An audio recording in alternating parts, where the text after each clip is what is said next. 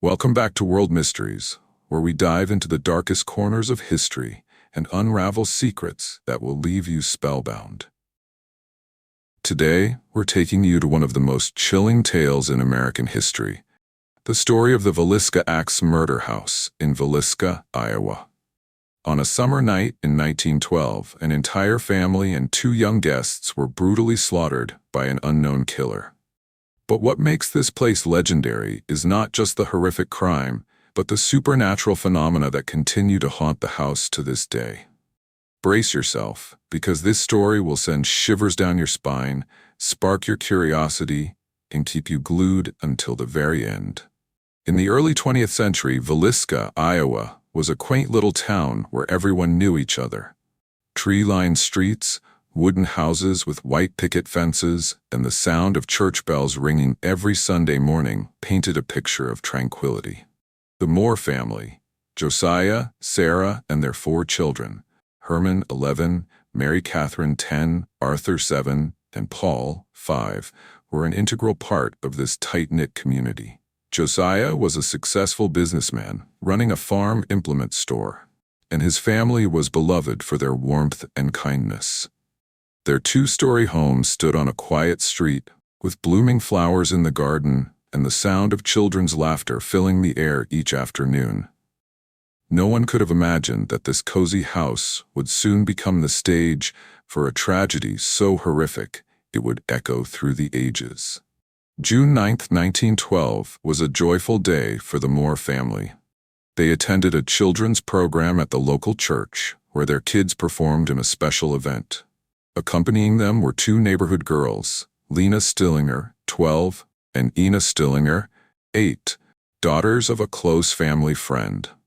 After the event, the Stillinger sisters were invited to spend the night at the Moore house, a common occurrence in a community where bonds were strong.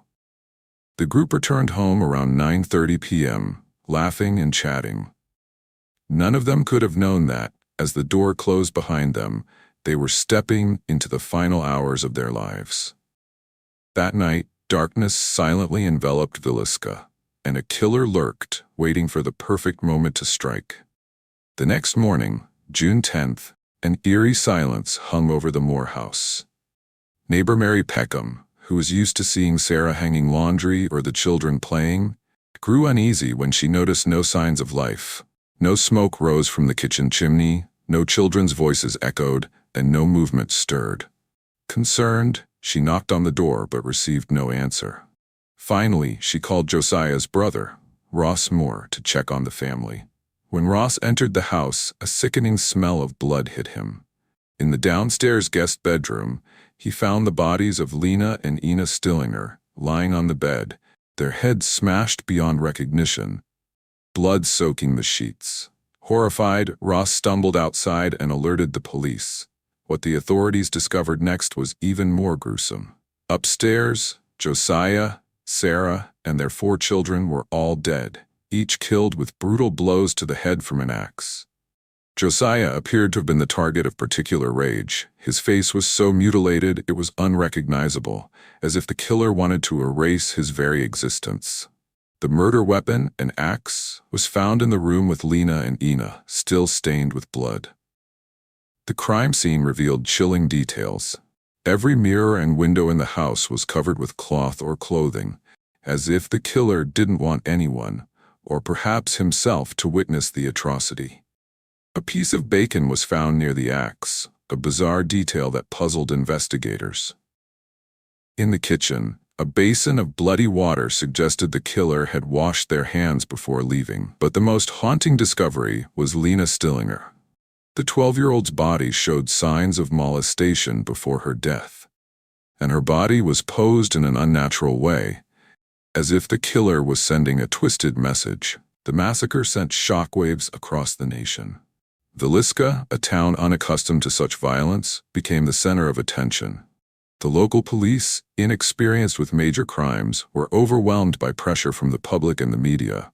Hundreds of curious onlookers flocked to the scene, trampling evidence and complicating the investigation. Despite the chaos, some clues emerged. In the attic, police found signs that someone had been hiding there, including cigarette butts, suggesting the killer may have stalked the family beforehand. Townsfolk speculated that the murderer had watched the moors, waiting for the perfect moment to strike. Several suspects were considered.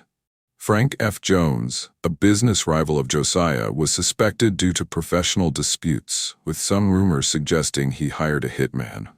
Another suspect was William Mansfield, a serial killer linked to similar crimes in the Midwest.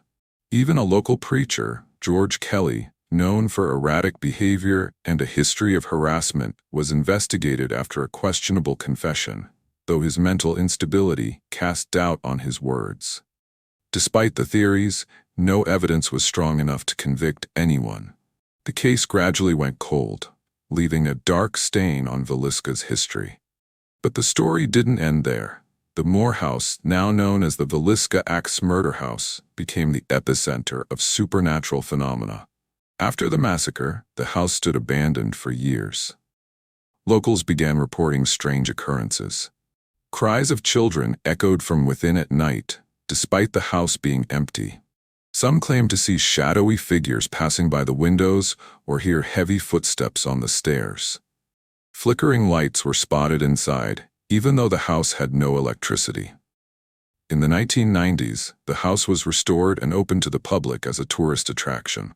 The first visitors reported terrifying experiences. Some felt an invisible force choking them in Josiah and Sarah's bedroom.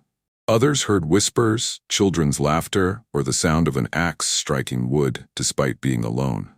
Electronic devices, like cameras and recorders, frequently malfunctioned without explanation, and many felt an unnatural chill upon entering. One of the most famous stories involves a paranormal investigation team in 2004. They recorded an eerie audio clip of a child's voice whispering, "He's going to kill us." When they checked the room where the recorder was placed, they found a small bloodstain on the wall, despite the house having been cleaned years earlier. Another team member reported being pushed down the stairs by an unseen force, later discovering red scratch marks on his arm, as if clawed by invisible nails. Those who spent the night in the house often woke to the sensation of being watched. Some saw the silhouette of a tall man holding an axe at the foot of their bed, only for it to vanish when they turned on the light. Lena Stillinger's spirit seemed particularly active. Visitors reported seeing a young girl in a white dress standing in the corner, staring with hollow eyes before disappearing. Some even felt a small hand touch them in the dark, sending them fleeing in terror.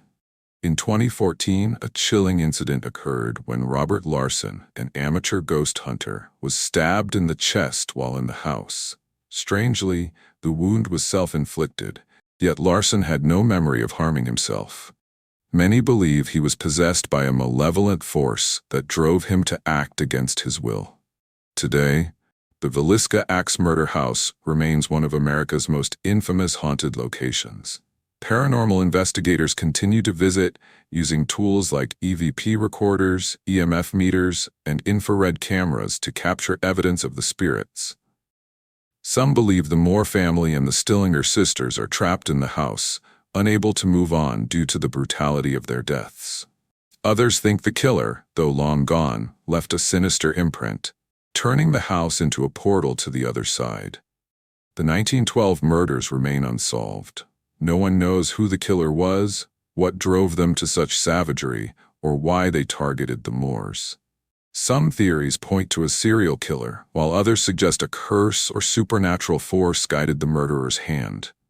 Whatever the truth, the house stands as a silent witness to a night of unspeakable horror. As the sun sets over Villisca, the Axe Murder House looms quietly, a testament to a crime too heinous to forget. The whispers in the dark, the shadows gliding through the halls, and the chilling presence in every corner seem to retell the story of spirits who have never found peace.